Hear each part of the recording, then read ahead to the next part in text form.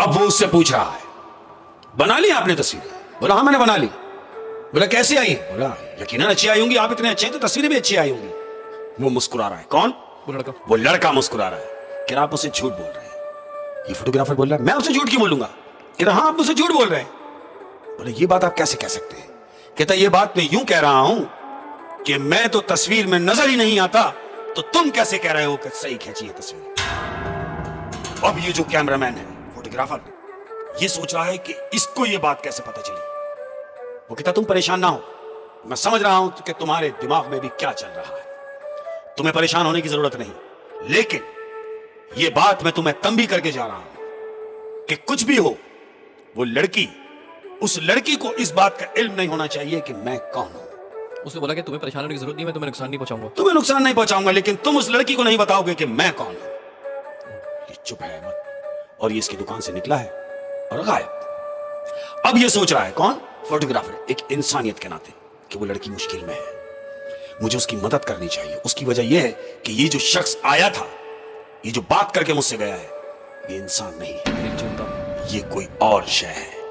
اب چونکہ فوٹوگرافر کو ڈاؤٹ ہو گیا ہے احمد, وہ سمجھ گیا ہے کہ کچھ ہے معاملہ, تو یہ کیا کرتا ہے, عالم ہوتے جو پڑھائی وڑھائی کرتے ہیں, کسی عالم کا اس نے پتہ پوچھا, وہ عالم کے پاس گیا, اس نے وہ ساری صورتحال سے اس عالم کو آگاہ کیا کہ ایسے ایسے معاملات ہیں. تو عالم نے کہا کہ ٹھیک ہے, ایک کام کیجئے, میں آپ کو یہ تعویذ دے رہا ہوں, آپ اس کو اپنے گلے میں ڈال کے رکھیے, جب تک یہ تعویذ آپ کے گلے میں ہے کوئی بھی آپ کا کچھ نہیں بگاڑ سکتا. وہ عالم اس کو تعویذ دیتا ہے, وہ تعویذ گلے میں ڈال کے اپنی دکان پہ واپس آ جاتا ہے. اب یہ سوچ رہا ہے کہ میں تو سیف ہو گیا, لیکن وہ لڑکی سیف نہیں ہے.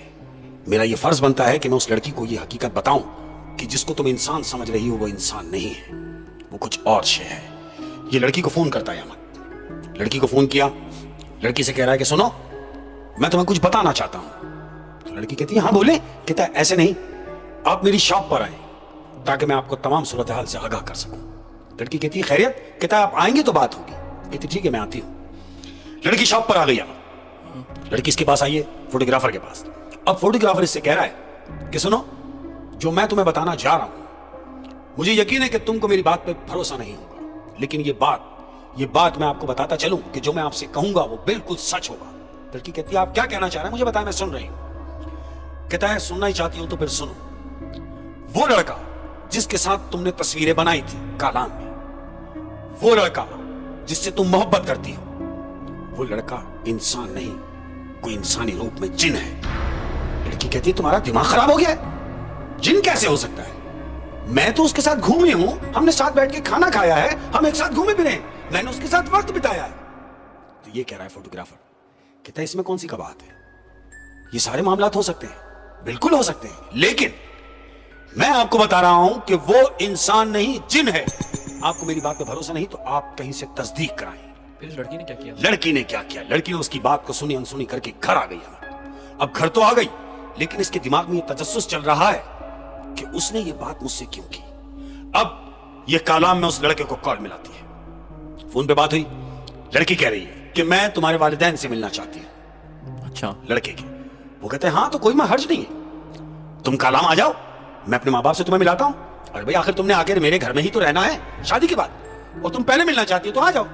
کہتی ٹھیک ہے میں کالام آ رہی ہوں. احمد 2 دن گزرے, لڑکی کالام پہنچی, کالام اتری ہے اڈے پر, اس لڑکے نے اس کو وہاں سے اڈے سے پک کیا ہے. اب یہ ساتھ جا رہی ہے. کہاں جا رہی ہے لڑکی؟ اس کے گھر. اس کے گھر جا رہی ہے, اس کے والدین سے ملنے کے لیے.